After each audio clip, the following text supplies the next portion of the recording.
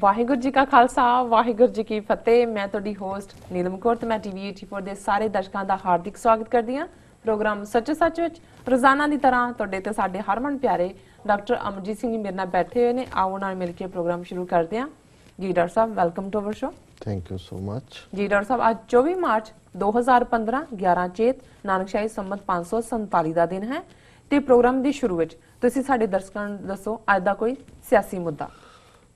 ਅੱਜ ਇੱਕ ਇਸ਼ੂ ਜਾਂ ਮੁੱਦਾ ਜਿਹੜਾ ਕਿ ਸਾਰੇ ਮੀਡੀਆ ਦੀਆਂ ਸੁਰਖੀਆਂ ਬਣਿਆ ਹੋਇਆ ਹੈ, ਉਹ ਭਾਰਤੀ ਸੁਪਰੀਮ ਕੋਰਟ ਦੇ ਇੱਕ ਪੈਨਲ, 2 ਜੱਜਾਂ ਦੇ ਪੈਨਲ ਜਿਹਦੇ ਵਿੱਚ ਜਸਟਿਸ ਜੇ ਚੈਲਮਸਵਰ ਤੇ ਜਸਟਿਸ RF ਨਾਰੀਮਨ, ਉਹਨਾਂ ਵੱਲੋਂ ਦਿੱਤਾ ਗਿਆ ਫੈਸਲਾ ਹੈ ਜਿਹੜਾ ਕਿ ਉਹਨਾਂ ਨੇ ਇਨਫੋਰਮੇਸ਼ਨ ਟੈਕਨੋਲੋਜੀ ਐਕਟ 2000 ਦੇ ਸੈਕਸ਼ਨ 66A ਨੂੰ ਅਨਕਨਸਟੀਟਿਊਸ਼ਨਲ ਐਲਾਨਿਆ ਜੀ, ਕਿਉਂਕਿ ਇਹ ਇਸ਼ੂ ਕਾਫੀ ਦੇਰ ਤੋਂ ਜਿਹੜਾ ਭਖਿਆ ਹੋਇਆ ਸੀ। ਪਿਛਲੇ ਪੀਰੀਅਡ 'ਚ ਅਸੀਂ ਦੇਖਿਆ ਕਿ ਜਦੋਂ ਕਿ ਲੋਕਲ ਲੈਵਲ ਦੇ ਉੱਤੇ ਪ੍ਰੈਸ ਨੂੰ ਕਿਵੇਂ ਪ੍ਰਭਾਵਿਤ ਕੀਤਾ ਜਾਂਦਾ ਹੈ, ਮੀਡੀਆ ਕਿਵੇਂ dance to the tune of the masters, ਇਹ ਹਮੇਸ਼ਾ ਹੀ ਰਿਹਾ। ਔਰ ਮੈਨੂੰ ਯਾਦ ਹੈ ਕਿ ਜਦੋਂ ਐਮਰਜੈਂਸੀ ਇੰਦਰਾ ਗਾਂਧੀ ਨੇ ਲਾਈ ਔਰ ਉਸ ਵੇਲੇ ਵੀ ਜੋ ਮੀਡੀਆ ਨੇ ਰੋਲ ਅਦਾ ਕੀਤਾ, ਇੱਕੋ ਹੀ ਘੁਰਕੀ ਵੱਜੀ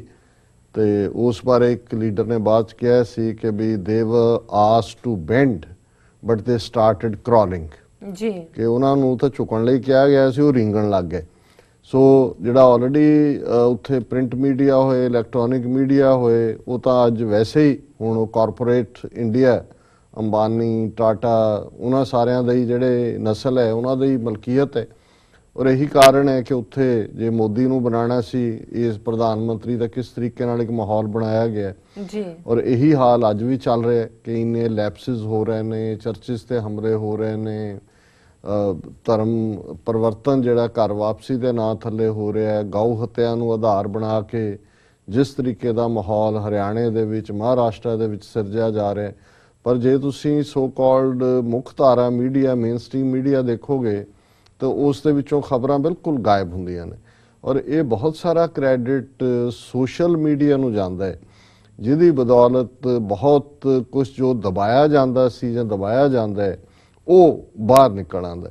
ਹੁਣ ਬੇਸ਼ੱਕ ਮਨਮੋਹਨ ਸਿੰਘ ਸਰਕਾਰ ਨੂੰ ਇੱਕ ਪ੍ਰੋਗਰੈਸਿਵ ਸਰਕਾਰ ਕਿਹਾ ਜਾਂਦਾ, 2 ਟਰਮਸ ਰਹੇ। ਉਸ ਤੋਂ ਪਹਿਲਾਂ ਵੀ 1992 ਦੇ ਵਿੱਚ ਜਦੋਂ ਉਹ ਫਾਈਨੈਂਸ ਮਿਨਿਸਟਰ ਬਣਿਆ, ਉਸ ਦੇ ਵੇਲੇ ਆਰਥਿਕ ਰਿਫਾਰਮ ਹੋਏ। ਸੈਂਟਰਲ ਜਿਹੜਾ ਹੈਜੇਮੋਨਿਕ ਸਿਸਟਮ ਸੀ ਬਿਲਕੁਲ ਆਰਥਿਕਤਾ ਦੇ ਪੱਖ ਤੋਂ, ਅਦਰਵਾਈਜ਼ ਤਾਂ ਅੱਜ ਵੀ ਹੈਜੇਮੋਨਿਕ ਹੈ, ਉਹ ਟੁੱਟਿਆ। ਲੇਕਿਨ ਮੈਨੂੰ ਹੈਰਾਨੀ ਹੈ ਕਿ ਵੀ ਜਦੋਂ 2000 ਦੇ ਵਿੱਚ ਉਹਨਾਂ ਨੇ ਇਨਫੋਰਮੇਸ਼ਨ ਟੈਕਨੋਲੋਜੀ ਐਕਟ ਵੀ ਪਾਸ ਕੀਤਾ, ਉਹਦੇ 'ਚ ਇਹ ਸੈਕਸ਼ਨ 66A ਜਿਹਨੂੰ ਹੁਣ ਅਨਕਨਸਟੀਟਿਊਸ਼ਨਲ ਕਹਿ ਕੇ ਸਟ੍ਰਾਈਕ ਡਾਊਨ ਕੀਤਾ ਗਿਆ, ਇਹ ਪਹਿਲੀ ਸਟੇਜ ਤੇ ਆ ਹੀ ਕਿਵੇਂ ਗਿਆ ਵਿੱਚ। ਸੋ ਜ਼ਾਹਰ ਹੈ ਕਿ ਇਹ ਇੱਕ ਪਾਸੇ ਜਿੱਥੇ ਸੋਸ਼ਲ ਮੀਡੀਆ ਜਿਹੜਾ ਕਿ ਉਹ ਵੈਬਸਾਈਟਸ ਹੋਣ, ਫੇਸਬੁੱਕ ਹੋਏ, ਅੱਜ ਵਟਸਐਪ ਹੈ ਜਾਂ ਕੋਈ ਹੋਰ ਤੌਰ ਤਰੀਕੇ ਨੇ, ਗੂਗਲ ਹੈ, ਇਹਨਾਂ ਸਾਰਿਆਂ ਦੇ ਰਾਹੀਂ ਬਾਹਰ ਆਉਂਦਾ ਹੈ ਜਿਹੜੀ ਵੀ ਖਬਰ ਹੈ। ਲੇਕਿਨ ਇਹ ਜਿਹੜਾ 66A ਸੈਕਸ਼ਨ ਸੀ, ਇਹ ਇੱਕ ਤਰੀਕੇ ਦੇ ਨਾਲ ਜਿਹੜਾ ਇਸ ਤਰੀਕੇ ਨਾਲ ਇਹਦੀ ਗੋਲਮੋਲ ਜੀ ਐਂਬੀਗੂਅਸ ਜੀ ਲੈਂਗੁਏਜ ਸੀ ਕਿ ਜਿਹਦੇ ਥੱਲੇ ਪੁਲਿਸ ਦੇ ਕੋਲ ਇਹ ਰਾਈਟ ਆ ਜਾਂਦਾ ਸੀ ਕਿ ਉਹ ਕੋਈ ਵੀ ਪੋਸਟਿੰਗ, ਉਹ ਫੇਸਬੁੱਕ ਤੇ ਆਈ, ਉਹ ਕੋਈ ਕਿਸੇ ਨੇ ਆਪਣੇ ਵੈਬ ਤੇ ਪੋਸਟ ਕੀਤੀ ਜਾਂ ਕਿਸੇ ਦੇ ਵੈਬ ਦੇ ਉੱਤੇ ਕਮੈਂਟ ਕੀਤਾ ਜਾਂ ਕਿਸੇ ਨਾਲ ਸ਼ੇਅਰ ਕੀਤਾ ਜਾਂ ਕਿਸੇ ਨੇ ਲਾਈਕ ਕੀਤਾ, ਉਸ ਦੇ ਥੱਲੇ ਵੀ ਉਹਨਾਂ ਨੂੰ ਜਿਹੜਾ ਉਹ ਗ੍ਰਿਫਤਾਰ ਕੀਤਾ ਜਾ ਸਕਦਾ ਸੀ। ਔਰ ਜਿਹੜੇ ਇਹਦੇ ਮਿਸਯੂਜ਼ ਦੇ 3 ਵੱਡੇ ਕੇਸ ਸਾਹਮਣੇ ਆਏ, ਜਿਨ੍ਹਾਂ ਕਰਕੇ ਫਾਈਨਲੀ ਇੱਕ ਦਿੱਲੀ ਦੀ ਜਿਹੜੀ ਲਾਅ ਸਟੂਡੈਂਟ ਸੀ ਲਾਅ ਕਾਲਜ ਦੀ, ਉਹਨੇ ਇਸ ਨੂੰ ਚੈਲੰਜ ਕੀਤਾ ਸੀ ਪਬਲਿਕ ਇੰਟਰਸਟ ਲਿਟੀਗੇਸ਼ਨ ਦੇ ਥੱਲੇ। ਪਹਿਲਾ ਕੇਸ ਤਾਂ ਅਸੀਂ ਦੇਖਦੇ ਹਾਂ ਜਿਹੜਾ ਕਿ ਮਹਾਰਾਸ਼ਟਰ ਦੇ ਵਿੱਚ 2 ਕੁੜੀਆਂ ਰੇਣੂ ਸ਼੍ਰੀਨਿਵਾਸਨ ਤੇ ਸ਼ਾਹੀਨ ਢੱਡਾ, ਜਦੋਂ ਬਾਲ ਠਾਕਰੇ ਮਰਿਆ ਜਿਹੜਾ ਹਿਟਲਰ ਇਹਨਾਂ ਦਾ ਮਹਾਰਾਸ਼ਟਰ ਦਾ, ਔਰ ਜਿਹੜਾ ਅੱਜ ਵੀ ਉਹਦੀ ਪਾਰਟੀ ਇੱਕ ਗੁੰਡਾ ਸਿਸਟਮ ਨੂੰ ਹੈਡ ਕਰਦੀ ਹੈ, ਇੱਕ ਪੈਰਲਲ ਗਵਰਨਮੈਂਟ ਰਨ ਹੁੰਦੀ ਹੈ। ਇੱਕ ਪਾਸੇ ਬਾਲ ਠਾਕਰੇ ਦਾ ਤਖਤ ਲੱਗਾ ਹੁੰਦਾ ਸੀ ਜਿਹਦੇ ਸਾਹਮਣੇ ਸੈਂਕੜਿਆਂ ਲੋਕ ਰੋਜ਼ ਆ ਕੇ ਬਹਿ ਜਾਂਦੇ ਸੀ, 15-20 ਫੋਨ ਦੇ ਉੱਤੇ ਬੈਠੇ ਨੇ, ਉਹ ਘੁਮਾ ਰਿਹਾ ਹੁੰਦਾ ਸੀ ਆਰਡਰ, SP ਨੂੰ, DC ਨੂੰ, ਫੋਰੈਸਟ ਵਾਲਿਆਂ ਨੂੰ ਨੌਕਰੀ ਦੇ ਦਿਓ, ਕੱਢ ਦਿਓ, ਜਿਹੜਾ ਕਿਹਦੀ ਟ੍ਰਾਂਸਫਰ ਕਰਨੀ ਹੈ, ਕਿਹਦਾ ਮਹੀਨਾ ਜਿਹੜਾ ਮਹੀਨਾ ਲੈਂਦਾ ਨੇ ਉਹ ਵਧਾਣਾ ਹੈ ਜੀ। ਸੋ ਉਹ ਜਿੱਦਣ ਮਰਿਆ, ਜਿਸ ਤਰੀਕੇ ਨਾਲ ਉਸ ਵੇਲੇ ਦੀ ਮਨਮੋਹਨ ਸਿੰਘ ਸਰਕਾਰ ਵੀ ਬੈਂਡ ਬੈਕਵਰਡ ਹੋਈ, ਉਹਨੂੰ ਐ ਪੇਸ਼ ਕਰਤਾ ਜਿਵੇਂ ਕਿ ਉਹ ਕੋਈ ਬਹੁਤ ਵੱਡਾ ਦੇਸ਼ ਭਗਤ ਔਰ ਬਹੁਤ ਇਮਾਨਦਾਰ ਬੰਦਾ ਜਾਂ ਬਹੁਤ ਜਿਹੜਾ ਉਹ ਹੋਏ। ਔਰ ਉਸ ਪੀਰੀਅਡ 'ਚ ਜਿਸ ਤਰੀਕੇ ਨਾਲ ਥਾਣੇ ਏਰੀਆ ਜਾਂ ਮਹਾਰਾਸ਼ਟਰ ਨੂੰ ਆਲਮੋਸਟ ਉਹਦੀ ਸਾਰੀ ਐਕਟੀਵਿਟੀ ਗ੍ਰਾਈਂਡਿੰਗ ਹਾਲਟ ਤੇ ਆਈ, ਇਹਨਾਂ ਕੁੜੀਆਂ ਨੇ ਮੈਸੇਜ ਕੀਤਾ ਔਰ ਕੋਈ ਉਹਦੇ 'ਚ ਅਫੈਂਡਿੰਗ ਨਹੀਂ ਸੀ, ਬਾਲ ਠਾਕਰੇ ਬਾਰੇ ਕੁਝ ਨਹੀਂ ਕਿਹਾ, ਲੇਕਿਨ ਉਹਨਾਂ ਨੇ ਕਿਹਾ ਵੀ ਆਮ ਲੋਕਾਂ ਦੀ ਜਿਹੜੀ ਕਨਵੀਨੀਅੰਸ ਹੈ, ਜੇ ਕਿਸੇ ਨੇ ਹਸਪਤਾਲ ਜਾਣਾ ਹੈ, ਕੋਈ ਬਿਮਾਰ ਹੈ, ਸਟੂਡੈਂਟ ਜਿਹੜੇ ਨੇ ਜਿਨ੍ਹਾਂ ਦੇ ਐਗਜ਼ਾਮ ਨੇ ਜਾਂ ਜਿਨ੍ਹਾਂ ਨੇ ਕੋਈ ਕੰਪੀਟੀਸ਼ਨ ਵਾਲਿਆਂ 'ਚ ਤਿਆਰੀ, ਉਹਨਾਂ ਦਾ ਵੀ ਸੋਚੋ। ਔਰ ਇਸ ਨੂੰ ਹੀ ਆਫੈਂਸ ਬਣਾ ਕੇ ਇਸੇ ਹੀ ਜਿਹੜਾ ਸੈਕਸ਼ਨ 66A ਉਹਦਾ ਆਧਾਰ ਬਣਾ ਕੇ ਇਹਨਾਂ ਨੂੰ ਗ੍ਰਿਫਤਾਰ ਕਰ ਲਿਆ ਗਿਆ ਸੀ। ਸੋ ਉਦੋਂ ਬੜੀ ਚਰਚਾ ਹੋਈ, ਈਵਨ ਐਮਨੈਸਟੀ ਲੈਵਲ ਤੇ ਦੂਜੇ ਵੀ, ਪਰ ਕਿਉਂਕਿ ਕਾਨੂੰਨ ਤਾਂ ਜਿਵੇਂ ਉੱਥੋਂ ਵਾਲੇ ਕਹਿੰਦੇ ਨੇ ਜੀ ਲਾਅ ਇਜ਼ ਲਾਅ ਜੀ, ਔਰ ਉਹ ਸੈਕਸ਼ਨ ਉਹਨਾਂ ਨੂੰ ਆਗਿਆ ਦਿੰਦਾ ਸੀ।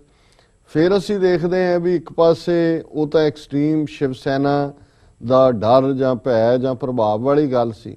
ਇਹੋ ਜਿਹਾ ਵਰਤਾਰਾ ਫਿਰ ਅਸੀਂ ਦੇਖਦੇ ਹਾਂ ਕਿ ਬੰਗਾਲ 'ਚ ਵੀ ਦੇਖਣ 'ਚ ਆਇਆ ਕਿ ਇੱਕ ਪ੍ਰੋਫੈਸਰ ਬੰਗਾਲ ਦੇ ਅੰਬਿਕੇਸ਼ ਮਹਾਪਾਤਰ, ਉਹਨੇ ਇੱਕ ਮਮਤਾ ਬੈਨਰਜੀ ਜਿਹੜੀ ਅਦਰਵਾਈਜ਼ ਇਮਾਨਦਾਰ ਕੰਸੀਡਰ ਹੁੰਦੀ ਹੈ ਬਾਕੀ ਪੋਲੀਟੀਸ਼ੀਅਨਸ ਦੇ ਹਵਾਲੇ ਨਾਲ, ਬੜੀ ਸਾਦੀ ਜਿਹੀ ਜਿਹੜੀ ਹੈ, ਉਹਨੇ ਸੂਤੀ ਸਾੜੀ ਬੰਨੀ ਹੁੰਦੀ ਹੈ ਔਰ ਪੈਰਾਂ ਦੇ ਵਿੱਚ ਵੀ ਸ਼ੇਪ ਚੱਪਲਾਂ ਹੁੰਦੀਆਂ ਜੀ। ਔਰ ਕੋਈ ਹੁਣ ਭਾਵੇਂ ਸਕੈਂਡਲ ਦੇ ਵਿੱਚ ਉਹਦੇ ਸਾਥੀ ਜਾਂ ਦੂਜੇ ਮੰਤਰੀ ਆ ਰਹੇ ਨੇ, ਉਹਦੇ ਤੱਕ ਵੀ ਸ਼ਾਇਦ ਸੇਕ ਪਹੁੰਚ ਜਾਏ, ਪਰ ਉੱਥੇ ਵੀ ਇਹੀ ਹੁੰਦਾ ਹੈ ਵੀ ਜਿਹਨੂੰ ਕਿਸੇ ਨੇ ਇਮਾਨਦਾਰ ਬਣ ਗਈ, ਜਿਹਦੀ ਕਿਸੇ ਦੀ ਛਵੀ ਅਸੀਂ ਇਮਾਨਦਾਰ ਹੀ ਗਿਣਦੇ, ਕੱਲ ਨੂੰ ਕੀ ਨਿਕਲਦਾ ਕਿਸੇ ਬਾਰੇ। ਹੁਣ ਵਾਜਪਾਈ ਨੂੰ ਵੀ ਬੜਾ ਇਮਾਨਦਾਰ ਬਣਾਇਆ ਹੋਇਆ ਸੀ, ਪਰ ਮੁੜ ਕੇ ਸਾਹਮਣੇ ਆਇਆ ਵੀ ਉਹਦਾ ਇਖਲਾਕੀ ਪੱਖ ਕੀ ਸੀ।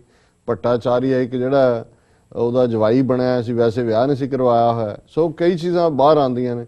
ਸੋ ਉਹ ਵੀ ਇੰਨੀ ਕੁ ਮਮਤਾ ਬੈਨਰਜੀ ਭੜਕੀ ਕਿ ਇਹਨੂੰ ਪ੍ਰੋਫੈਸਰ ਅੰਬਿਕੇਸ਼ ਮਹਾਪਾਤਰ ਨੂੰ ਵੀ ਬਹੁਤ ਹਰਾਸ ਕੀਤਾ ਗਿਆ, ਕੇਸ ਰਜਿਸਟਰ ਕੀਤਾ ਗਿਆ, ਉਸ ਨੂੰ ਹਿਊਮਿਲੇਟ ਕੀਤਾ ਗਿਆ ਜੀ। ਔਰ ਤੀਸਰਾ ਕੇਸ ਜਿਹੜਾ ਅਜੇ ਕੁਝ ਦਿਨ ਪਹਿਲਾਂ ਹੀ ਜਿਹੜਾ ਸਾਹਮਣੇ ਆਇਆ, ਕੁਝ ਹਫ਼ਤੇ ਪਹਿਲਾਂ, ਕਿ ਯੂਪੀ ਦੇ ਵਿੱਚ ਇੱਕ 12ਵੀਂ ਕਲਾਸ ਦੇ ਸਟੂਡੈਂਟ ਨੇ ਕੋਈ ਕਮੈਂਟ ਕੀਤਾ ਔਰ ਯੂਪੀ ਦੇ ਵਿੱਚ ਇਹ ਮਿਨਿਸਟਰ ਹੈ ਜਿਹੜਾ ਆਜ਼ਮ, ਇਸ ਦੀ ਕੈਬਨਿਟ ਦੇ ਵਿੱਚ ਮੁਲਾਇਮ ਸਿੰਘ ਯਾਦਵ ਦੇ ਮੁੰਡੇ ਦੀ ਕੈਬਨਿਟ 'ਚ, ਉਹ ਇੰਨਾ ਕੁ offend ਹੋਇਆ ਕਿ ਹਾਲਾਂਕਿ ਉਹ ਮਾਈਨਰ ਹੈ, ਮੇਜਰ ਵੀ ਨਹੀਂ ਹੈ, ਉਹਨੂੰ ਜਿਹੜਾ ਉਹਨੇ ਜਿਹੜਾ ਉਹ ਗ੍ਰਿਫਤਾਰ ਉੱਤੇ ਕੇਸ ਬਣਾ ਕੇ ਉਹਨਾਂ ਨੂੰ ਜਿਹੜਾ ਉਹ ਗ੍ਰਿਫਤਾਰ ਕੀਤਾ ਜੀ। ਹੁਣ ਇਸ ਕਿਸਮ ਦੇ ਕੇਸ ਤਾਂ ਵੱਡੇ ਲੈਵਲ ਤੇ ਬਣੇ, ਪਤਾ ਨਹੀਂ ਲੋਅਰ ਲੈਵਲ ਤੇ ਜਿਨ੍ਹਾਂ ਦੀ ਮੀਡੀਆ 'ਚ ਰਿਪੋਰਟ ਨਹੀਂ ਆਈ ਹੋਏਗੀ ਕਿੰਨੀ ਕੁ ਹੋਏਗੀ, ਪਰ ਅਸੀਂ ਸਮਝਦੇ ਹਾਂ ਵੀ ਇਸ ਹਵਾਲੇ ਨਾਲ ਜਿਹੜਾ ਸੁਪਰੀਮ ਕੋਰਟ ਦਾ ਫੈਸਲਾ ਹੈ, ਔਰ ਮੈਂ ਜਿਹੜੀ ਟ੍ਰਿਬਿਊਨ ਦੀ ਸਟੋਰੀ ਹੈ ਉਸ ਵੱਲ ਥੋੜਾ ਜਿਹਾ ਇਨ ਓਰੀਜਨਲ ਵੀ ਜਿਹੜਾ ਪੜ੍ਹਨਾ ਚਾਹਾਂਗਾ ਕਿ ਵੀ ਇਹ ਜਿਹੜਾ ਇਸ ਦਾ ਇੰਪੈਕਟ ਕੀ ਹੈ ਔਰ ਕੀ ਵਾਕਿਆ ਇਹਦੇ ਨਾਲ ਇਹ ਹੋਏਗਾ ਕਿ ਜੀ ਤੁਹਾਡੀ ਫਰੀडम ਆਫ ਐਕਸਪ੍ਰੈਸ਼ਨ ਹੋ ਗਈ ਜਿਵੇਂ ਕੋਰਟ ਜਜਮੈਂਟ ਨੇ ਕਿਹਾ, ਜਾਂ ਤੁਸੀਂ ਇਹਨੂੰ ਕਹਿੰਦੇ ਹੋ ਕਿ ਸਟੈਪ ਇਨ ਦਾ ਰਾਈਟ ਡਾਇਰੈਕਸ਼ਨ, ਕਿ ਵੀ ਘੱਟੋ ਘੱਟ ਜਿੱਥੇ ਬਾਕੀਆਂ ਦੀ ਆਵਾਜ਼ ਨੂੰ ਥ੍ਰੋਟਲ ਕੀਤਾ ਹੋਇਆ RSS ਦੇ ਗੁੰਡਿਆਂ ਨੇ, ਦੂਸਰੀਆਂ ਜਿਹੜੀਆਂ ਇਹਨਾਂ ਦੀਆਂ ਆਊਟਫਿਟਸ ਬਣਾਈਆਂ ਹੋਈਆਂ, ਸੋ ਘੱਟੋ ਘੱਟ ਜਿਹੜੀ ਅਦਾਲਤੀ ਹਰਾਸਮੈਂਟ ਦੇ ਨਾਂ ਥੱਲੇ ਪੁਲਿਸ ਦੇ ਕੋਲ ਟੂਲ ਸੀ, ਉਹ ਜ਼ਰੂਰ ਘੱਟੋ ਘੱਟ ਵਕਤੀ ਤੌਰ ਤੇ ਲੱਗਦਾ ਹੈ, ਪਰ ਉਹਦੇ 'ਚ ਹੋਰ ਪ੍ਰੋਵੀਜ਼ਨ ਨੇ, ਹੋਰ ਬਥੇਰੇ ਲਾਅ ਨੇ, ਅਮਨ ਭੰਗ ਹੈ 157 ਹੈ, ਜੇ ਤੇ ਮਰਜ਼ੀ ਲਾ ਦਿਓ। ਔਰ ਹੁਣ ਬਾਪੂ ਸੂਰਤ ਸਿੰਘ ਖਾਲਸਾ ਨੇ ਵਰਤ ਰੱਖਿਆ ਹੋਇਆ, 5 ਬੱਚੀਆਂ ਨੇ ਉਹਨਾਂ ਦੀਆਂ, ਇੱਕ ਬੇਟਾ ਹੈ, ਇੱਕ ਗਿਆ ਆਪਣੇ ਪਿਓ ਦੀ ਦੇਖਭਾਲ ਕਰਨ, ਤੇ ਉਹਨੂੰ 157 ਅਮਨ ਭੰਗ। ਔਰ ਅਮਨ ਭੰਗ ਦੀ ਜ਼ਮਾਨਤ ਸਭ ਤੋਂ ਔਖੀ ਹੁੰਦੀ ਹੈ, ਹੋ ਜਾਏ ਤਾਂ ਕਰਦੇ ਕੋਈ, ਨਹੀਂ ਹੈ ਤਾਂ ਨਹੀਂ ਹੈ, ਉਹਦੇ ਥੱਲੇ ਤੁਸੀਂ ਜਦੋਂ ਮਰਜ਼ੀ ਰੱਖ ਛੱਡੋ, ਜਿੰਨਾ ਮਰਜ਼ੀ ਕਹੋ ਜੀ ਇਹ ਬਾਹਰ ਆਇਆ ਅਮਨ ਭੰਗ ਹੋਏਗਾ। ਔਰ ਇਸੇ ਤਰ੍ਹਾਂ ਤੁਸੀਂ ਕਿਤੇ ਵੀ 144 ਦਫਾ ਲਾ ਦਿਓ, ਪਹਿਲਾਂ ਲਾ ਦਿਓ, ਦੱਸੋ ਵੀ ਨਾ ਕੀ ਆ, ਉੱਥੇ ਖੜੇ ਨੂੰ ਕਹੋ ਜੀ ਦਫਾ 144 ਭੰਗ ਕੀਤੀ ਜੀ। ਸੋ ਉੱਥੋਂ ਦੇ ਸਿਸਟਮ 'ਚ ਤਾਂ ਬੇਸ਼ੱਕ ਅਸੀਂ ਜ਼ਿਕਰ ਇਸ ਲਈ ਇਸ ਦਾ ਵੀ ਕਰ ਰਹੇ ਹਾਂ ਕਿਉਂਕਿ ਚਰਚਾ ਹੈ ਔਰ ਕੀ ਹੋਇਆ। ਔਰ ਮੈਨੂੰ ਯਾਦ ਹੈ ਕਿ ਉੱਥੇ ਕਿਸੇ ਨੇ ਇੱਕ ਵਾਰ ਕਮੈਂਟ ਕੀਤਾ ਸੀ, ਉਹਨੇ ਕਿਹਾ ਜੀ ਜੇ ਕੱਲ ਨੂੰ ਪੁਲਿਸ ਇਹ ਕਹਿ ਦੇ ਮੇਰੇ ਘਰ ਦੇ ਵਿਹੜੇ 'ਚ ਲਿਆ ਕੇ ਟੈਂਕ ਖੜਾ ਕਰ ਦੇਣ ਤੇ ਕਹਿਣ ਜੀ ਇਹ ਟੈਂਕ ਤੂੰ ਚੋਰੀ ਕੀਤਾ, ਤੇ ਮੈਂ ਕਿੱਦਾਂ ਸਾਬਤ ਕਰਾਂਗਾ ਮੈਂ ਚੋਰੀ ਨਹੀਂ। ਉਹਨਾਂ ਦੇ ਗਵਾਹ ਵੀ ਰੱਖੇ ਹੁੰਦੇ ਨੇ, ਉਹਨਾਂ ਨੇ ਕਿਹਾ ਲੋ ਜੀ ਗਵਾਹ ਨੇ, ਦੇਖੋ ਅਸੀਂ ਬਰਾਮਦ ਕੀਤਾ ਜੀ, ਇਹਦੇ ਵਿਹੜੇ 'ਚ ਸੀ ਖੜਾ। ਕਹਿੰਦਾ ਵੀ ਮੇਰੇ ਤੁਸੀਂ ਟੈਂਕ ਚੋਰੀ ਵੀ ਪਾ ਦਿਓ, ਮੈਂ ਕੀ ਕਰ ਸਕਦਾ। ਸੋ ਅਸੀਂ ਸਮਝਦੇ ਹਾਂ ਵੀ ਉੱਥੇ ਜਿਹੜਾ ਓਵਰਆਲ ਸਿਸਟਮ ਹੈ, ਜਿਹੜਾ ਕਿ ਪੋਲੀਟੀਕਲ ਡਾਈਸੈਂਟ ਨਹੀਂ ਚਾਹੁੰਦਾ, ਸਿਆਸੀ ਤੌਰ ਤੇ ਤੁਹਾਡੀ ਆਵਾਜ਼ ਨੂੰ ਨਹੀਂ ਉਭਰਨ ਦੇਣਾ ਚਾਹੁੰਦਾ, ਜਿੱਥੇ ਕਰਪਟ ਪੁਲਿਸਮੈਨ ਨੇ, ਜੇ ਦੋਵਾਂ ਦਾ ਕੋਈ ਵਿਰੋਧ ਹੈ ਆਪਸ ਦੋ ਧਿਰਾਂ ਦਾ, ਇੱਕ ਨੇ ਜਾ ਕੇ ਥਾਣੇਦਾਰ ਨੂੰ ਟੁੰਨ ਕੀਤਾ ਜੀ, ਮੂੰਹ ਮੰਗਿਆ ਦਿੱਤਿਆ, ਦੂਜੇ ਤੇ ਭਾਵੇਂ ਕਤਲ ਕੇਸ ਪਵਾ ਦਿਓ ਜਾ ਕੇ ਦਿਓ, ਜੇ ਕਹੇ ਜੀ ਮੈਂ ਤਾਂ ਮੈਂ ਕਹਿੰਦਾ ਉਹ ਜੱਜ ਨੂੰ ਦੱਸੀ ਜਾ ਕੇ ਤੂੰ ਜੀ। ਸੋ ਹੁਣ ਇਹ ਜਿਹੜੀ ਜਜਮੈਂਟ ਹੈ ਇਹਦੇ ਬਾਰੇ ਜਿਹੜੀ ਇਹ ਹੈ ਕਿ ਵੀ ਪ੍ਰੋਨਾਊਂਸਿੰਗ there verdict on a PIL filed against the section in a packed courtroom which empowers the police to arrest a person for allegedly posting offensive materials on social networking sites, a bench of justice ਜਿਨ੍ਹਾਂ ਦੇ ਮੈਂ ਨਾਂ ਲਏ ਨੇ, said the section violated the fundamental right to freedom of speech and expression and was therefore illegal ਕਿ ਵੀ ਤੁਹਾਡੀ ਵਿਚਾਰਾਂ ਦੀ ਆਜ਼ਾਦੀ ਔਰ ਆਪਣੇ ਆਪ ਨੂੰ ਬੋਲਣ ਦੀ ਆਜ਼ਾਦੀ ਔਰ ਆਪਣੇ ਆਪ ਨੂੰ ਐਕਸਪ੍ਰੈਸ ਹੁੰਦਾ ਹੈ, ਆਪਣੇ ਆਪ ਨੂੰ ਬਿਆਨਣਾ, ਉਸ ਦੀ ਆਜ਼ਾਦੀ ਦੇ ਉੱਤੇ ਇਹ ਰੁਕਾਵਟ ਹੈ, ਇਸ ਲਈ ਇਲੀਗਲ ਹੈ ਜੀ। Terming liberty of thought and expression as cardinal, the bench said the public right to know is directly affected by section 66A of the Information Technology Act. ਹੁਣ ਇਸ ਇਨਫੋਰਮੇਸ਼ਨ ਟੈਕਨੋਲੋਜੀ ਐਕਟ ਦੇ ਥੱਲੇ ਹੀ ਜਿਹੜਾ right to information ਵੀ ਨਿਕਲਿਆ, ਲੇਕਿਨ ਉਹਨਾਂ ਨੇ ਕਿਹਾ ਵੀ ਇਹ ਜਿਹੜਾ ਸੈਕਸ਼ਨ ਹੈ ਇਹ ਜਿੱਥੇ ਵਿਚਾਰਾਂ ਦੀ ਆਜ਼ਾਦੀ ਦਾ ਸੰਘ ਘੁੱਟਦਾ ਉੱਥੇ ਜਿਹੜਾ ਇਹ ਰਾਈਟ ਟੂ ਨੋ ਹੈ ਉਸ ਦੇ ਵਿੱਚ ਵੀ ਰੁਕਾਵਟ ਬਣਦਾ, ਕਿਉਂਕਿ ਜੇ ਤੁਸੀਂ ਆਪਣੇ ਵਿਚਾਰ ਹੀ ਨਹੀਂ ਐਕਸਪ੍ਰੈਸ ਕਰ ਸਕਦੇ ਇਹਦਾ ਮਤਲਬ ਹੈ ਕਿ ਵੀ ਤੁਹਾਡੇ ਵਿਚਾਰਾਂ ਦੇ ਉੱਤੇ ਕੁੰਡਾ ਲੱਗ ਗਿਆ। ਹੁਣ section 66A of the act is struck down in its entirety ਕਿ ਵੀ ਪੂਰੇ ਤੌਰ ਦੇ ਉੱਤੇ ਇਹਨੂੰ ਅਸੀਂ ਜਿਹੜਾ ਗੈਰ ਸੰਵਿਧਾਨਕ ਐਲਾਨਦੇ। Our constitution provides for liberty of thought, expression and belief, ਕਿ ਸਾਡੇ ਸੰਵਿਧਾਨ ਦੇ ਵਿੱਚ ਸੋਚਣਾ, ਆਪਣੇ ਆਪ ਨੂੰ ਬਿਆਨਣਾ ਔਰ ਵਿਸ਼ਵਾਸ ਰੱਖਣਾ ਇਹਦੀ ਆਜ਼ਾਦੀ ਹੈ। In democracy, these values have to be provided within constitutional scheme ਕਿ ਲੋਕਤੰਤਰ ਦੇ ਵਿੱਚ ਸੰਵਿਧਾਨਕ ਦਾਇਰੇ 'ਚ ਰਹਿੰਦੇ ਆ ਇਹਨਾਂ ਦਾ ਹੱਕ ਹੋਣਾ ਚਾਹੀਦਾ ਜੀ। There is no nexus between public order and discussion or causing annoyance by dissemination of information ਕਿ ਵੀ ਇਹਦੇ 'ਚ ਕੋਈ ਪਬਲਿਕ ਆਰਡਰ ਕਿ ਜੀ ਲੋਕਾਂ 'ਚ ਅਮਨ ਭੰਗ ਹੋ ਗਿਆ ਜਾਂ ਕਿਸੇ ਚੀਜ਼ ਨੂੰ ਤੁਸੀਂ ਡਿਸਕਸ ਕਰਦੇ ਹੋ, ਇਹਨਾਂ ਦੇ ਵਿੱਚ ਉਸ ਤਰ੍ਹਾਂ ਤੁਸੀਂ ਜਾਣਕਾਰੀ ਅੱਗੇ ਪ੍ਰੋਵਾਈਡ ਕਰਦੇ ਹੋ, ਡਿਸੈਮੀਨੇਟ ਹੁੰਦਾ ਅੱਗੇ ਪਹੁੰਚਾਉਣਾ, ਇਹਦੇ 'ਚ ਕੋਈ ਲਿੰਕ ਨਹੀਂ ਹੈ। Curbs under section 66A of IT Act infringe on the public right to know ਕਿ ਇਹ ਜਿਹੜਾ right to know ਹੈ ਕਿ ਵੀ ਲੋਕਾਂ ਦਾ ਹੱਕ ਹੈ ਜਾਣਨ ਦਾ, ਉਹਦੇ ਉੱਤੇ ਇਹ ਅੰਕੁਸ਼ ਲਾਉਂਦਾ। Calling the written word of the provision which comprises terms such as annoying, inconvenient and grossly offensive vague, the apex code said what may be offensive to a person may not be offensive to others. ਉਹਨਾਂ ਨੇ ਕਿਹਾ ਜੀ ਇਹ law ਜਿਹੜੇ ਸ਼ਬਦ ਲਿਖੇ ਨੇ ਇਹ ਐਵੇਂ ਅੱਧ ਘੜੇ ਜੇ ਕੱਚ ਘੜੇ ਜੇ ਨੇ ਕਿ ਇੱਕ ਬੰਦਾ ਕਹਿੰਦਾ ਹੈ ਕਿ ਜੀ ਮੈਨੂੰ ਇਹ ਗੱਲ ਨੇ ਬੜਾ ਅਫੈਂਡ ਕੀਤਾ, ਮੈਂ ਇਹਦੇ ਨਾਲ ਬੜਾ ਆਹਤ ਹੋਇਆ, ਪਰ ਹੋ ਸਕਦਾ ਦੂਜਾ ਉਹਦੇ ਨਾਲ ਆਹਤ ਨਹੀਂ ਹੋਇਆ। ਸੋ ਕਿਵੇਂ ਤੁਸੀਂ ਇੱਕ ਦਾ ਹੱਕ ਜਿਹੜਾ ਉਹ ਦੂਸਰੇ ਦੇ ਉੱਤੇ ਕਿਵੇਂ ਲਾਗੂ ਕਰ ਸਕਦੇ ਹੋ, ਜਾਂ ਇੱਕ ਨੂੰ ਤੁਸੀਂ ਪਲੀਜ਼ ਕਰ ਰਹੇ ਹੋ ਦੂਸਰੇ ਨੂੰ ਤਕਲੀਫ ਦੇਣ ਦੇ ਲਈ ਜੀ। The assurances given by ਫਿਰ ਅੱਗੇ ਹੈਗਾ ਜੀ ਗਵਰਨਮੈਂਟ ਨੇ ਕਿਹਾ ਕਿ ਅਸੀਂ ਇਹਨੂੰ ਦੇਖਾਂਗੇ, ਗਲਤ ਯੂਜ਼ ਨਹੀਂ ਹੋਏਗਾ। ਉਹਨੇ ਕਿਹਾ ਕਿ ਵੀ governments come and go but section 66A will remain forever ਕਿ ਜੇ ਰਹਿ ਗਿਆ ਤੇ ਤੁਹਾਡਾ ਤੁਸੀਂ ਅੱਜ ਕਰ ਵੀ ਰਹੇ ਹੋ ਜੋ ਤੁਸੀਂ ਜਾਓਗੇ ਦੂਸਰੀ ਗਵਰਨਮੈਂਟ ਆ ਜਾਏਗੀ ਔਰ ਇਸ ਦਾ ਜਿਹੜਾ ਫਿਰ ਲਾਅ ਦਾ ਹੈ ਕੀ ਬਣੇਗਾ। ਸੋ ਬੀਜੇਪੀ ਵਾਲੇ ਜਿਨ੍ਹਾਂ ਨੇ ਪਹਿਲਾਂ ਐਫੀਡੇਵਿਟ ਦਿੱਤੇ ਇਸ ਦੇ ਹੱਕ 'ਚ ਡਿਫੈਂਡ, ਹੁਣ ਸਾਰੇ ਹੀ ਜਿਹੜੇ ਨੇ ਉਹ ਜੇਤੂ ਦੇ ਨਾਲ ਹੋਏ ਹੋਏ ਨੇ ਕਿ ਜੀ ਇਹ ਤਾਂ UPA ਸਰਕਾਰ ਨੇ ਬਣਾਇਆ ਸੀ, ਪਹਿਲੀ ਸਰਕਾਰ ਨੇ, ਅਸੀਂ ਤਾਂ ਹਮੇਸ਼ਾ ਹੀ ਚਾਹੁੰਦੇ ਹਾਂ ਵਿਚਾਰਾਂ ਦੀ ਆਜ਼ਾਦੀ ਹੋਏ, ਤਾਂ ਜੀ ਸਾਡੀ ਮਾਤਰੀ ਭੂਮੀ 'ਚ ਅਸੀਂ ਕਿਸੇ ਦੀ ਆਜ਼ਾਦੀ ਖੋ ਸਕਦੇ ਹਾਂ। ਸੋ ਅਸੀਂ ਸਮਝਦੇ ਹਾਂ ਕਿ ਬੇਸ਼ੱਕ ਕਹਿਣ ਨੂੰ ਇਹ ਜ਼ਰੂਰ ਇੱਕ ਚੰਗਾ ਸਟੈਪ ਹੈ, ਜਿਵੇਂ ਮੈਂ ਕਿਹਾ ਕਿ ਸਟੈਪ ਇਨ ਦਾ ਰਾਈਟ ਡਾਇਰੈਕਸ਼ਨ, ਪਰ ਉਸ ਸਿਸਟਮ ਦੇ ਵਿੱਚ ਕੁਛ ਨਹੀਂ ਬਦਲਣਾ। ਜਿਹਨੂੰ ਮਰਜ਼ੀ ਤੁਸੀਂ ਕੇਸ 'ਚ ਫਸਾ ਲਓ, ਜਿਹਨੂੰ ਮਰਜ਼ੀ ਜਿਹੜਾ ਉਹਦੇ ਖਿਲਾਫ ਝੂਠੇ ਗਵਾਹ ਭੁਗਤਾ ਲਓ, ਜਿਹਨੂੰ ਮਰਜ਼ੀ ਜੱਜ ਨੂੰ ਪੈਸੇ ਦੇ ਕੇ ਕਿਸੇ ਨੂੰ ਸਜ਼ਾ ਕਰਾ ਲਓ, ਪੈਸੇ ਦੇ ਕੇ ਜਿਹੜਾ ਹੈ ਉਹ ਜੇਲ੍ਹ ਨੂੰ ਹੀ ਅੰਦਰ ਪੈਲੇਸ ਬਣਾ ਲਓ, ਔਰ ਕਿਸ ਤਰੀਕੇ ਦਾ ਜਿਹੜਾ ਹੈ ਅੰਦਰ ਸਹੂਲਤਾਂ ਹੁਣ ਉਹੀ ਸਾਡੇ ਨੇ। ਭਾਈ ਜਗਤਾਰ ਸਿੰਘ ਹਵਾਰਾ ਹੋਣ, ਭਾਈ ਜਗਤਾਰ ਸਿੰਘ ਤਾਰਾ ਹੋਏ, ਭਾਈ ਰਾਜੋਆਣਾ ਹੋਏ ਜਾਂ ਪਰਮਜੀਤ ਸਿੰਘ ਭਿਓਰਾ ਹੋਏ, ਉਹ ਹੱਥਕੜੀਆਂ 'ਚ ਬੇੜੀਆਂ 'ਚ ਆਏ ਹੁੰਦੇ ਨੇ ਬਾਹਰ। ਉਹੀ ਕਾਨੂੰਨ ਹੈ ਜਿਹੜੇ ਜਿਹਦੇ ਲਿਖਿਆ ਕਿ ਵੀ ਤੁਸੀਂ ਕੜੀ ਲਾ ਹੀ ਨਹੀਂ ਸਕਦੇ, ਮੈਜਿਸਟ੍ਰੇਟ ਦੇ ਸਾਹਮਣੇ ਕੜੀ 'ਚ ਪੇਸ਼ ਕਰਦੇ ਨੇ ਜੀ। ਬਾਪੂ ਸੂਰਤ ਸਿੰਘ ਖਾਲਸਾ ਨੂੰ ਜਿਹਨੂੰ ਫੋਰਸ ਫੀਡ ਕੀਤਾ ਉਹਨੂੰ ਕੜੀਆਂ ਲਾਤੀਆਂ ਆਉਂਦੇ, ਪਰ ਉੱਥੇ ਹੀ ਉਹ ਸੰਜੇ ਦੱਤ ਹੈ ਜਿਹੜਾ ਹਰ ਚੌਥੇ ਦਿਨ ਬਾਹਰ ਆਇਆ ਹੁੰਦਾ ਹੈ ਪੈਰੋਲ ਦੇ ਉੱਤੇ, ਅੰਦਰ ਵੀ ਉਹ ਬਾਦਸ਼ਾਹਾਂ ਦੀ ਤਰ੍ਹਾਂ ਰਹਿ ਰਿਹਾ ਹੋਣਾ। ਹੁਣ ਉਹੀ ਲਾਅ ਹੈ, ਜੇਲ੍ਹਾਂ ਦੇ ਮੈਨੂਅਲ ਤਾਂ ਵੱਖਰੇ ਨਹੀਂ ਹੈਗੇ ਜੀ ਜੀ, ਪਰ ਕਿਹਨੂੰ ਕੀ ਦੇਣਾ ਹੈ ਉੱਥੇ ਹੀ ਡਿਪੈਂਡ ਕਰਦਾ। ਔਰ ਲੇਕਿਨ ਇੱਕ ਖਬਰ ਜਿਹੜੀ ਨਾਲ ਹੀ ਜਿਹੜੀ ਹੁਣ ਇਹ ਗਵਰਨਮੈਂਟ ਆਪਣੇ ਆਪ ਨੂੰ ਡਿਫੈਂਡ ਕਰ ਰਹੀ ਹੈ ਕਿ ਜੀ ਅਸੀਂ ਤਾਂ ਬਹੁਤ ਫਰੀडम ਦੇ ਹੱਕ 'ਚ ਹੈ, ਇਹ ਬਿਲਕੁਲ ਇਹ ਤਾਂ ਪੁਰਾਣੀ ਮਨਮੋਹਨ ਸਿੰਘ ਸਰਕਾਰ ਨੇ ਬਣਾਇਆ ਸੀ। ਇੱਕ ਸਟੋਰੀ ਜਿਹੜੀ ਕੁਆਡਸ ਇੰਡੀਆ ਦੇ ਵਿੱਚ ਆਈ ਔਰ ਜਿਹੜੀ ਆਲਮੋਸਟ ਮੇਨ ਮੀਡੀਆ ਨੇ ਗਾਇਬ ਹੀ ਕੀਤੀ, ਉਹਦੇ 'ਚ ਉਹਦੀ ਹੈਡਲਾਈਨ ਹੈ ਔਰ ਇਹ ਸ਼ੋਅ ਕਰਦਾ ਵੀ ਆਉਣ ਵਾਲੇ ਪੀਰੀਅਡ 'ਚ ਜਿਹੜੀ ਸੋ ਕਾਲਡ ਮੀਡੀਆ ਦੀ ਆਜ਼ਾਦੀ ਦੀ ਗੱਲ ਕਰ ਰਹੇ ਨੇ, ਇਹਦਾ ਅਸਲੀ ਹਸ਼ਰ ਕੀ ਹੋਣ ਜਾ ਰਿਹਾ। ਇਹ ਖਬਰ ਹੈ, India wants to train thousands of journalist in government propaganda just like China. ਔਰ ਇਸ ਖਬਰ ਦਾ ਵੇਰਵਾ ਇਹ ਹੈ ਕਿ ਜਿਹੜੀ ਮੋਦੀ ਗਵਰਨਮੈਂਟ ਹੈ ਉਹਨੇ 200 ਕਰੋੜ ਰੁਪਈਆ ਰੱਖਿਆ ਕਿ ਉਹਨਾਂ ਨੇ ਇੱਕ ਮੀਡੀਆ ਇੰਸਟੀਚਿਊਟ ਖੋਲ੍ਹਣੀ ਹੈ ਜਿਹਦੇ ਥੱਲੇ ਪੱਤਰਕਾਰਾਂ ਨੂੰ, ਜਰਨਲਿਸਟ ਨੂੰ ਟ੍ਰੇਨਡ ਕੀਤਾ ਜਾਏਗਾ। ਔਰ ਤੁਸੀਂ ਹੈਡਲਾਈਨ ਮੈਂ ਫਿਰ ਪੜ੍ਹਦਾ ਹਾਂ, India wants to train thousands of journalist, ਹਜ਼ਾਰਾਂ ਪੱਤਰਕਾਰ ਉਹ ਟ੍ਰੇਨਡ ਕਰਨਾ ਚਾਹੁੰਦੇ ਨੇ in government propaganda just like China.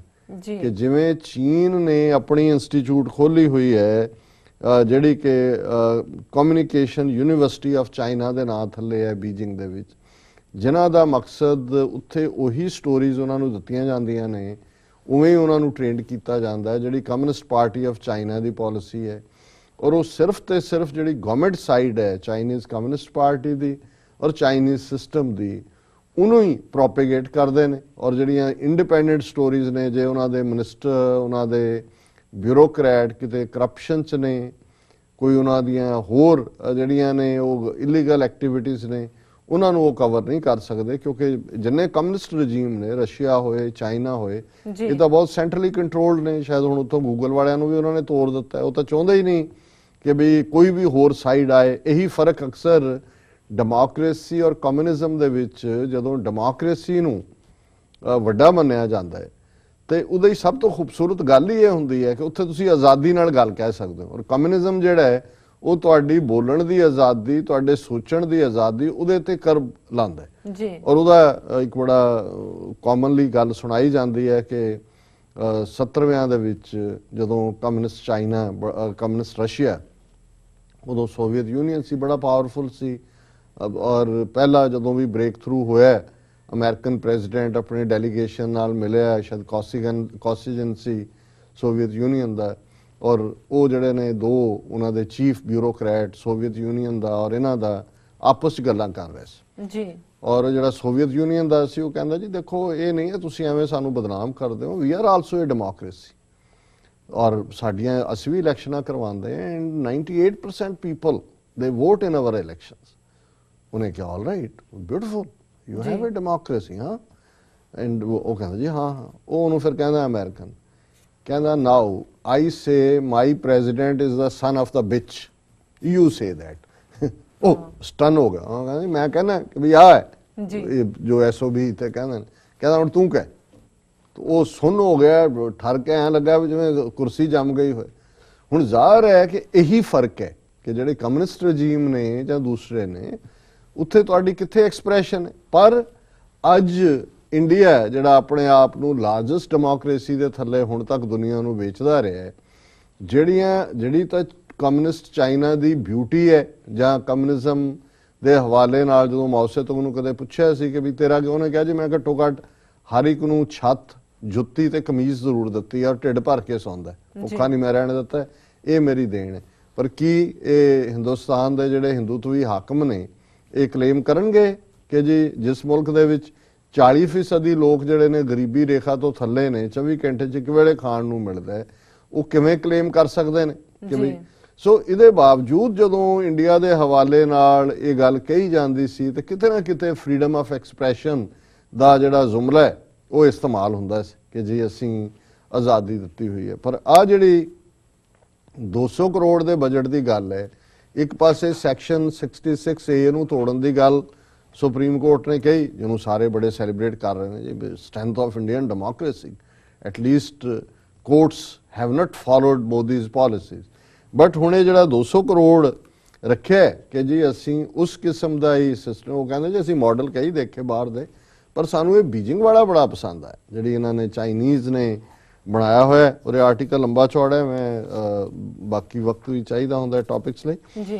ਅਖੀਰ ਦੇ ਵਿੱਚ ਉਹਨਾਂ ਨੇ ਕਿਹਾ ਔਰ ਇਸ ਆਰਟੀਕਲ 'ਚ ਉਹਨਾਂ ਨੇ ਕਿਹਾ ਕਿ ਇਹ ਬੜਾ ਖਤਰਨਾਕ ਰੁਝਾਨ ਹੈ ਜਿਹੜਾ ਇਸ ਕਿਸਮ ਦੀ ਇੰਸਟੀਚਿਊਟ ਬਣਾ ਕੇ ਪਹਿਲਾਂ ਹੀ ਮੀਡੀਆ ਇਹਨਾਂ ਨੂੰ ਫੋਲੋ ਕਰਦਾ ਹੈ ਕਾਰਪੋਰੇਟ ਘਰਾਣਿਆਂ ਦਾ। ਔਰ ਉਹਦੇ ਐਂਡ 'ਚ ਉਹਨਾਂ ਨੇ ਕਿਹਾ ਕਿ India's constitution guarantees freedom of speech and expression to all citizens but doesn't specifically spell out that applies to press, state, local to press कि भी ये press बारे नहीं आंदा कि जी उन्होंने भी और इसलिए एमरजेंसी के दौरान उन्हें एमरजेंसी ला के सारियां सिविल लिबर्टीज जड़ियां ने वो सस्पेंड कर दित्तियां सी। State, local and federal officials have stepped up their censorship of social media and other information resources in recent years, citing the Constitution's exemption of state security and public order कि जी state security public जिवें 107-52 है ਉਹਦੇ ਥੱਲੇ ਤੁਸੀਂ ਜਿਹੜਾ ਮਰਜ਼ੀ kerb ਕਰ ਦਿਓ। ਔਰ ਇਹ ਵੀ ਜਿਹੜਾ 66A ਇਹਨਾਂ ਨੇ ਕਰਬ ਕੀਤਾ ਹੈ ਉਹਦੇ 'ਚ ਜਿਹੜਾ ਪ੍ਰੋਵੀਜ਼ਨ ਇਨਫੋਰਮੇਸ਼ਨ ਟੈਕਨੋਲੋਜੀ ਐਕਟ 'ਚ ਵੈਬਸਾਈਟ ਬੰਦ ਕਰਨ ਦਾ ਹੈ ਜਾਂ ਵੈਬਸਾਈਟ ਸੀ ਉਹਨੂੰ ਖਤਮ ਨਹੀਂ ਕੀਤਾ ਹੈ ਉਹਨਾਂ ਨੇ।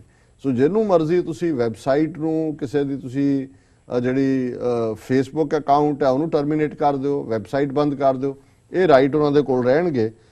So under Prime Minister Modi, there are concerns that censorship has extended further and its impact in mainstream media.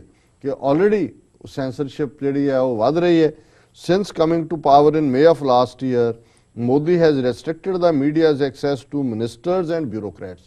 ਜਿਹੜਾ ਪਹਿਲਾ ਆਰਡਰ ਉਹਨੇ ਕੱਢਿਆ ਸੀ ਮੋਦੀ ਨੇ ਆਂਦੇ ਉਹਨੇ ਕਿਹਾ ਜੀ ਕੋਈ ਮੀਡੀਆ ਮੈਨ ਜਿਹੜੇ ਨੇ ਉਹ ਬਿਊਰੋਕਰੈਟਸ ਦੇ ਨਾਲ ਜਿਹੜੀ ਅਫਸਰਸ਼ਾਹੀ ਹੈ ਔਰ ਵਜ਼ੀਰ ਹੈ ਉਹਨਾਂ ਦੇ ਨਾਲ ਰਾਬਤਾ ਨਹੀਂ ਕਰ। ਔਰ ਜਿਹੜੀਆਂ ਇਹਨਾਂ ਦੀਆਂ ਇਸ ਵੇਲੇ ਇੰਟੈਲੀਜੈਂਸ ਏਜੰਸੀਆਂ ਨੇ ਉਹਨਾਂ ਨੇ ਲਗਭਗ ਹਰ ਮੀਡੀਆ ਚੈਨਲ ਦੇ ਉੱਤੇ ਆਪਣੇ ਇੰਟੈਲੀਜੈਂਸ ਲਾਈ ਹੋਈ ਹੈ ਔਰ ਜਿੰਨੇ ਮਿਨਿਸਟਰ ਨੇ ਉਹਨਾਂ ਦੇ ਉੱਤੇ ਲਾਈ ਹੈ ਤਾਂ ਕਿ ਅੰਦਰੂਨੀ ਜੋ ਕੁਝ ਕਰ ਰਹੇ ਨੇ ਉਹਦੀ ਖਬਰ ਬਾਹਰ ਨਾ ਨਿਕਲੇ। ਬਿਲਕੁਲ ਹਿਟਲਰ ਦੀ ਲਾਈਨ ਦੇ ਉੱਤੇ ਜੀ। On his foreign visits and he has travelled prolifically, Modi has chosen to take only correspondents from state-owned media outlets.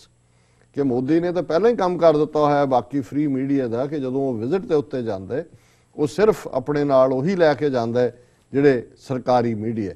और ये बिल्कुल ठीक फैक्ट है। कॉपिंग China's propaganda and journalistic education system will only weaken India's already suffering fourth estate further. जी। और ये जो fourth estate किया जाता है अक्सर डेमोक्रेसी बारे किया जाता है कि उदे 3 पिलर ने कि एग्जैक्टिव है, लेजिस्लेचर है, जुडिशरी है, पर मीडिया नू फोर्थ पिलर या फोर्थ एस्टेट किया जाता है कि भाई चौथा पिलर किसी भी डेमोक्रेसी की खूबसूरती ये है कि मीडिया आज़ादी के नाल काम करे। पर उन्होंने ये कहा कि भी ये जे हुण एजुकेशन सिस्टम तो पहले ही कंट्रोल कर लिया उन्होंने कि उत्थे तुसी मंत्र पढ़ो, जिहड़ा 5 साल का बच्चा जिहड़ा वो गीता के श्लोक पढ़ेगा, सूरज के मूँह करके तुसी सूरज के मंत्र पढ़ोगे, संस्कृत जिहड़ी है लाजमी हो गई, एस्ट्रोलॉजी, तंत्र मंत्र स्टेट सबजैक्ट जिहड़े ने यूनिवर्सिटियां के सबजैक्ट बन गए। सो एजुकेशन नाल माइंड कंट्रोल पहले ही कीता है। कॉरपोरेट इंडिया ने मीडिया नूं पहले ही काबू कीता है तो हुण 200 करोड़ रखे है कि जी इंस्टीट्यूट बनानी है चाइना की बीजिंग के मॉडल के उत्ते जिहड़ी कि एन दिमाग साफ करेगी। और वो जिहड़े फिर हज़ारां जर्नलिस्ट पहले तो उत्थे एडमिशन हिंदुत्व भी ये सब हिंदुत्व एजेंडे नूं अगे तोड़न दे लई है। और जिवें इन्हां ने अपनी हिस्टरी राइटिंग शुरू कराई है, अपने हिस्टोरीयंस अपना सारा कुछ ये भी फर्दर है। सो बेशक 66A की चर्चा है पर यह खबर नाल दी नाल दस रही है कि एक हाथ से दो दूसरे हाथ से लो। इत्थे तो यह है कि दोनों हाथ से लो कि उन्होंने जिहड़ा सिस्टम ही सारा उन्होंने कोल है, उन्होंने देना कुछ नहीं है। जिहड़ा माड़ा मोटा हुण तक उत्थे कोई अपनी इंडिपेंडेंस दे नाल गल करदे सी, थोड़े बहुत दुनिया नूं सैकुलरिज्म दा ढकौंसला दिखाउण दे लई धार्मिक आज़ादी की गल सी, जिस तरीके नाल हुण कन्वर्जन एंटी कन्वर्जन लॉ बनाना चाहते हैं वो धार्मिक आज़ादी नूं करटेल करना है। मीडिया पहले ही उन्होंने कर दिता है। और जिस तरीके दे नाल अज बाकियां दा हाल है उन्होंने तुसी झूठ नूं सच बना के पेश करो, आके तुसी लोकां नूं उपदेश दिओ। जिवें मोदी ने आके पंजाब किसानां नूं दस रहा है कि जी तुसी आ खादां बहुत पा रहे हो, पानी दी तुसी किवें करनी है वरतों। अज ट्रिब्यून ने भी एडिटोरियल लिखा कि Mr Modi we don't need your advice. उत्थे मर रहे ने किसान, तुहाडे प्रॉमिस तुसी कीते सी कि 50% असीं जिहड़ी इनपुट है खेतीबाड़ी प्रोडक्ट दी उहदे ते असीं मुनाफा भी देंगे। और जुमलेबाजी की और चला गया। और लोग जिहड़े ने जिहड़े वो ताड़ियां मारन वाले खरीद के ही लिआंदे हुंदे ने भी वो ताड़ियां मार रहे हैं। सो उस मुल्क दे विच संविधान की कहंदा है की कहेगा इहदा कोई नहीं है। ये जिहड़ा इस वेले हिंदू तवियां दा राज है और आने वाले पीरीयड फ्रीडम ऑफ एक्सप्रैशन, तुहाडा जीण दा हक, तुहाडे अपने धर्म की पालना का हक सारे ही उवें खोए जाणगे जिवें खोए जा रहे हैं हौली हौली, जिवें नाजियां ने जो कुछ जर्मनी दे विच कीता सी। जी डॉक्टर साहब तुहाडा बहुत बहुत शुक्रिया। सुना लैने ब्रेक। व्यूअर्स तुसीं किते नहीं जाना, मिलदे हां आफ्टर द शॉर्ट ब्रेक।